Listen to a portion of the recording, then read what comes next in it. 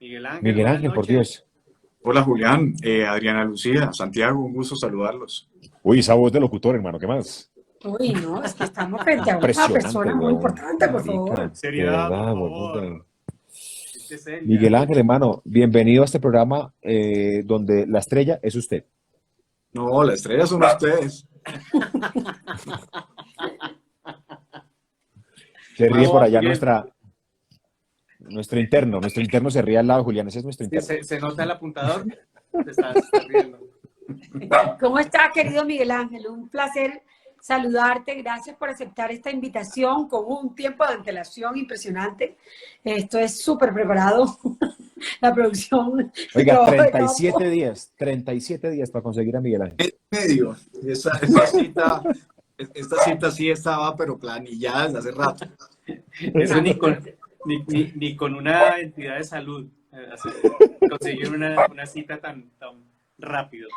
¿Cómo va Así, todo, pero Miguel Ángel? gracias Adriana Lucía y gracias Julián y Santiago por la invitación. Muchas gracias de verdad. Miguel Ángel, empiezo preguntándote que no era de lo que iba a hablar contigo porque queríamos preguntarte otras cosas, pero una pregunta, ¿sabes algo de la misión? ¿Tienes una información de eso o no? ¿O no sabes nada de lo que está ocurriendo? De la misión de que estás hablando. Internacional. Del ciudadano argentino que venía con una comisión Ok, de... no, sé lo que están diciendo en este momento, Ok. que supuestamente tenía vencido unos documentos, pero es que mire, aquí hay que hablar clarísimo. Que le ha prohibido el ingreso al país a verificar lo que está pasando, que es una violación real y sistemática de los derechos humanos. Están matando a nuestros jóvenes en las calles. Y hay veedores que quieren de alguna manera establecer lo que está pasando desde el punto de vista de los derechos humanos. Y la orden que se ha dado es que no se permite el ingreso a veedores internacionales, como además en los países parias de Oriente Medio, o como cuando en su momento criticaron a Venezuela porque no dejaban entrar a veedores internacionales. Nos está pasando exactamente eso en este momento. Somos unos parias internacionales que estamos, o está el gobierno nacional masacrando a los muchachos. En este momento se está incendiando el Palacio de Justicia en Tuluá. Es decir, la situación se desbordó y el gobierno central perdió la capacidad de hacer acopio de lo que está pasando. Entonces, estamos viviendo un momento de tensión muy complejo y yo creo que hay que llamar a la unidad, a la calma y sobre todo a dejar la violencia a un lado. La violencia en algunas situaciones es justificable por una cantidad de situaciones, por el olvido de situaciones vulnerables y de población obviamente que históricamente ha sido abandonada por el Estado. Pero hoy la violencia es inaceptable. Debemos solidarizarnos y debemos trabajar con convicción para tener un país mejor desde el respeto a todos como seres humanos. Miguel, una preguntita aquí porque esto es para dummies. Esto es, Sí. aquí no entendemos nada. Usted nos tiene que explicar todo. ¿Qué es, o sea, a quién le negó la entrada el presidente o el gobierno? ¿Qué es la Comisión Sí, por Interamericana? ¿Esa favor, gente aquí qué somos hace? bruticos. Y todos ¿Esa así gente qué como hace o qué? ¿Qué hacen y para qué sirven? Ok, Sí. la CIDH tiene como función fundamental velar. Hay unas comisiones internacionales de derechos humanos que tienen como propósito velar por la dignidad y por la protección de los derechos humanos en todos los países. Cuando existen conflictos internos, la CIDH lo que busca es establecer precisamente lo que está pasando para enviar un mensaje a la comunidad internacional y al propio país que está vulnerando los derechos para que los respete. Tiene obviamente una acogida internacional muy importante, sobre todo en los países occidentales. Hay países en los cuales la CIDH está vetada, como países, por ejemplo, de Oriente Medio y otros países del mundo que de alguna manera viven dictaduras muy fuertes y no permiten que otra entidad internacional vigile lo que está pasando al interior del país. Entonces, es una comisión que tiene como propósito velar por la protección de los derechos humanos en cualquier parte del mundo. Anteriormente, siempre había sido acogida en el país. De hecho, cuando ocurrieron unos eventos muy parecidos en Venezuela, donde el gobierno atacaba a la juventud que protestaba pacíficamente, hubo una comisión de la CIDH que vino a Colombia con el propósito de que se les permitiera ingresar a Venezuela para verificar la situación de vulneración de derechos humanos. Y eso no fue posible. Y en ese momento, el gobierno del presidente Duque, Marta Lucía Ramírez, además que fue una de las principales promotores de la CIDH en ese momento para Venezuela, hoy le da espalda a esa organización internacional. Y esa es la gran hipocresía que tenemos además como país y como gobierno. Y eso es lo que nosotros debemos entender. Mire, esto no es un tema de que nosotros queramos oponernos al gobierno.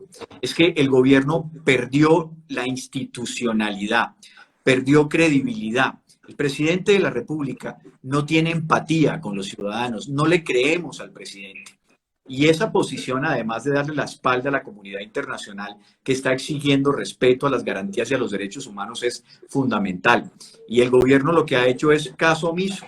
Mire el debate de moción de censura en este momento, el ministro Diego Molano casi que justificando cada uno de los homicidios que están ocurriendo. Están matando a los jóvenes, es absolutamente real.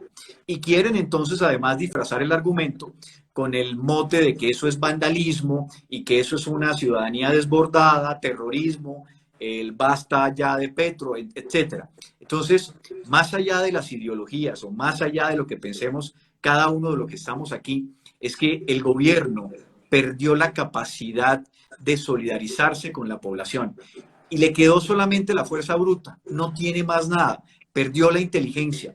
Y hoy lo único que podemos establecer y tener absolutamente claro es que la ciudadanía está mandando un mensaje muy claro, y es que no va a permitir más gobiernos corruptos. Eso es fundamental, pero hoy el mensaje de urgencia es que tenemos que estar unidos frente a este desborde de violencia.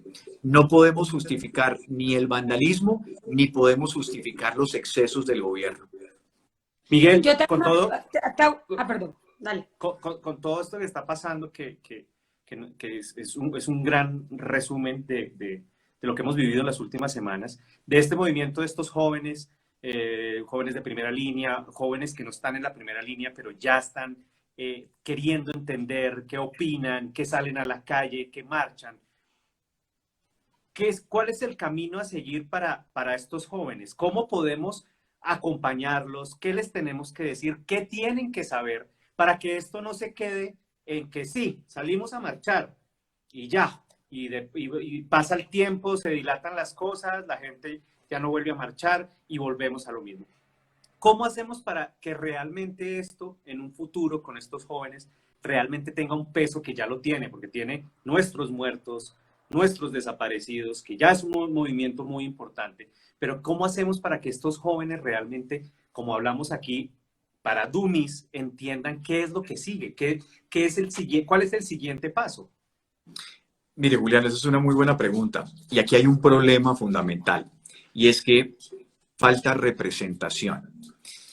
Hay una gran explosión, hay una gran insatisfacción, jóvenes que salen a las calles, pero cuando alguien va a ir a representarlos frente al gobierno central, no lo hacen de la mejor manera posible.